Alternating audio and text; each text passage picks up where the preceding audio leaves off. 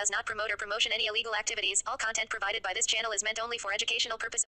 লোকসভা ভোটের দিনক্ষণ এখনো ঘোষণা হয়নি, তার আগেই লোকসভা ভোটকে সুষ্ঠুভাবে সম্পন্ন করতে দিনহাটা এসে পৌঁছালো কেন্দ্রীয় বাহিনী।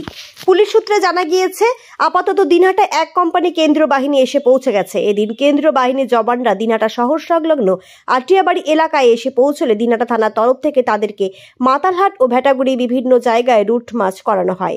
ভোটের দিনক্ষণ ঘোষণা না হলেও ভোটারদের মনোবল বাড়াতে এই কেন্দ্রীয় বাহিনী যে সকল এলাকায় উত্তেজনা প্রবণ সেখানে রুট মার্চ করবে এবং সাধারণ ভোটাররা যাতে নির্দ্বিধায় তাদের ভোটাধিকার প্রয়োগ করতে পারেন তার জন্য প্রয়োজনীয় পদক্ষেপ নেবেন। প্রসঙ্গত উল্লেখ্য, ভোটেলে রাজনৈতিক উত্তেজনা শিরোনামে উঠে আসে দিনহাটার বিভিন্ন এলাকা। গত পঞ্চায়েত ভোটে রাজনৈতিক উত্তেজনা ছড়িয়েছিল দিনহাটার গীতালদহ, ভেটাগুড়ি সহ বিভিন্ন এলাকায়। সেদিন ব্যালট বক্স লুট, ব্যালট পেপার ছিনতাই, গুলি চালনা কিছুই বাদ যায়নি। পঞ্চায়েত ভোটের দিনগুলিতে মৃত্যুর ঘটনাও ঘটেছে। এ ধরনের এক উত্তেজক রাজনৈতিক পরিস্থিতি যাতে লোকসভা ভোটে না ঘটে তার জন্য ভোট ঘোষণার আগে থেকেই ময়দানে নামল নির্বাচন কমিশন।